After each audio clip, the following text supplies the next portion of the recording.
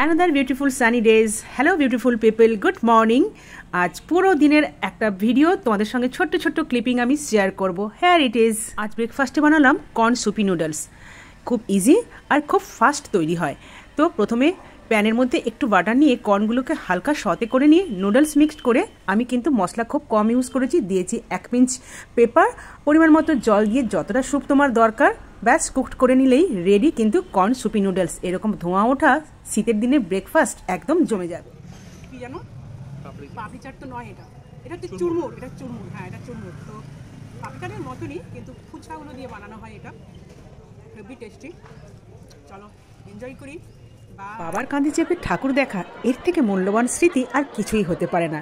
তারপরে এই যে রঙিন রঙিন কটন ক্যান্ডি, এর পুরোনো একটা নাম আছে, তোমরা পারলে নামটা জানিও কমেন্টে। বাবার কান থেকে বায়না করে নেমে পড়লো এইগুলো নেবে বলে। উইন্টার মানেই কিন্তু আবারও ফেস্টিভ ভাইবস। তো চলো ঘুরে আসি।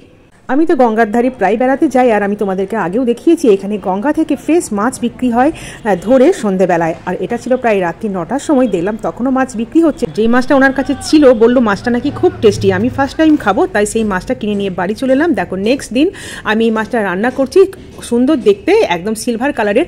আর মাছ হলে আমাকে মাছটা কিন্তু এইভাবে কেটে দিয়েছে। আমি কিন্তু এরকম মাছ কাটা আগে কখনো দেখিনি, আর এই মাছটা খাইও নি আগে। তো তোমরা দেখে আমাকে কমেন্টে জানিও এই মাছটা তোমরা খাও কিনা, বা এই মাছটার কী নাম। আলু বেগুন দিয়ে রান্না করতে বলেছে এই মাছটা, সেই জন্য আলু বেগুন টুকরো করে কেটে নিয়েছি পেঁয়াজ আর একটুখানি রসুন কাঁচা লঙ্কা চিড়ে নিয়েছি, আর নিয়েছি টমেটো।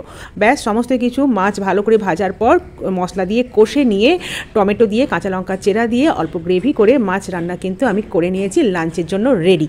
তো কেমন লাগলো আর তোমরা অবশ্যই আমাকে কিন্তু কমেন্টে জানিও এই মাছটার কী মাছ।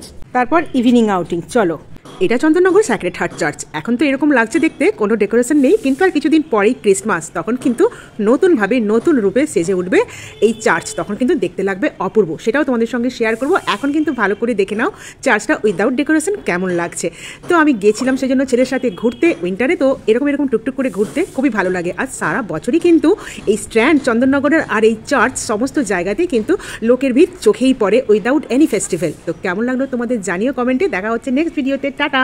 November is the month for romance, এই কথাটা আমি শুনেই আসছি। সত্যি নভেম্বর মানেই তো উইন্টার, আর উইন্টার মানেই কিন্তু ঘোরাঘুরি, চুটিয়ে খাওয়া দাওয়া, আনন্দ করা, পিকনিক করা, বন্ধুদের সাথে ফ্যামিলির সাথে সময় কাটানো ইজ গ্রেট। তো তোমাদের কি মনে হয় কমেন্টে জানিও। আর দেখো রাত্রি 10:30 বাজে আমি চলে এসেছি চন্দননগর স্ট্যান্ডে। এখানে আছে একজন আমার সাউথ ইন্ডিয়ান ফ্রেন্ড, আর ও একটা স্মল ক্লাউড কিচেন চালায় যেখানে খুব ইয়ামি টেস্টি ফুড পাওয়া যায়। আমি এখন নিয়ে নিয়েছি পেরি পেরি পনির পিজা। এটা খুবই টেস্টি, থিন ক্রাস্ট, আর খুবই এনজয় করছি পিজাটা খেতে খেতে, গল্প করছি। আর কাজে ব্যস্ত থাকার জন্য আগে তোমাদের সঙ্গে পরিচয় করতে পারলাম না। Next day, see you, by.